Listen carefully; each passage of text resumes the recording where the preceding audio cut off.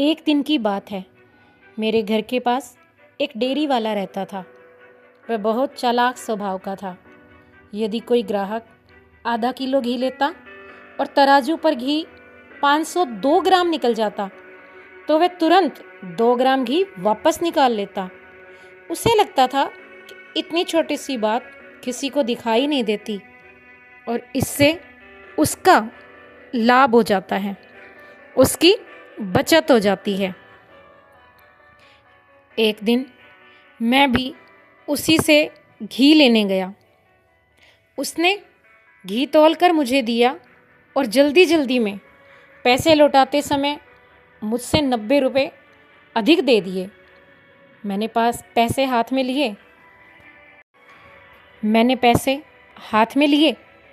एक बार तो सोचा कि 90 रुपये एक्स्ट्रा हैं, मुझे इसको वापस कर देने चाहिए। फिर मन में विचार आया, इतने तो वर्षों से ग्राहकों से 2-2 ग्राम घी बचाकर कितना लाभ कमाया होगा। आज इसका थोड़ा सा हिसाब बराबर हो गया। यह सोचकर मैं अतिरिक्त पैसे लेकर घर चला आया। घर पहुंचकर मैंने घी अपनी पत्नी को दे दिया, लेकिन पैसे वाली बात नहीं बताई। पर जैसे ही उसने घी डिब्बे में डालने के लिए कटोरा पलटा, अचानक हाथ से फिसल गया और आधा घी रसोई की सिंक में गिर गया। उसी पल मेरे मन में एक कहावत कौंध गई, चोरी का माल मोरी में। मैं चुप हो गया, पर भीतर कहीं एक अजीब सी ग्लानि महसूस हो रही थी। कुछ महीने बीत गए।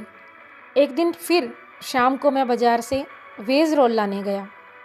दुकानदार ने गलती से मुझे लगभग 70 रुपये अधिक लौटा दिए। इस बार फिर मेरे मन में वही विचार आया, देखें, आज फिर देख लेते हैं कि क्या सच में भगवान देखता है। मैं पैसे लेकर बाहर निकल आया। रास्ते में चलते चलते अचानक मेरे हाथ से एक रोल गिर गया। घर पहुंचा तो बचा हुआ रोल मेज पर रख दिया। जूस निकालने के लिए अपने पसंदीदा कांच का गिलास उठाया, लेकिन हाथ से फिसलकर गिलास नीचे गिर गया और टूट गया। उस दिन भी लगभग उतने ही रुपए का नुकसान मुझे हो गया जितने अतिरिक्त पैसे मैंने रखे थे। मैं हैरान था, क्या ये केवल कोई संयोग है या कोई अदृश्य चेतावनी। अगले ही दिन एक किराना दुकान पर खरीदारी करते समय दुकानदार ने मुझे 30 रुपये अधिक दिए। इस बार मेरी पत्नी भी साथ थी। मैंने पूछा, क्या कहती हो? मेरी पत्नी मुस्कुरा कर बोली, नहीं, जो हमारा नहीं है वह हमें नहीं रखना चाहिए। आप ये अतिरिक्त पैसे दुकानदार को वापस कर दीजिए। मैंने तुरंत जाकर पैसे दुकानदार को वापस कर दिए। दुकान से बाहर निकलते समय मेरी पत्नी हल्के से ठोकर खाकर गिरते गिरते बची। उसने हंसते हुए कहा, देखो, अगर पैसे नहीं लौटाते तो बड़ा नुकसान हो सकता था। उस दिन मुझे एक गहरी सीख मिली, ईश्वर हमें हर पल देख रहा है।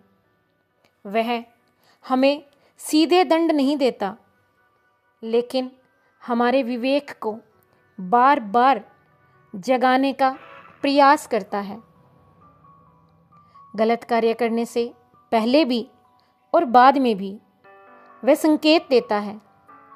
इसलिए ईमानदारी से जियो, संतोष में रहो और याद रखो कि ईश्वर की अदृश्य दृष्टि हर समय हमारे साथ है।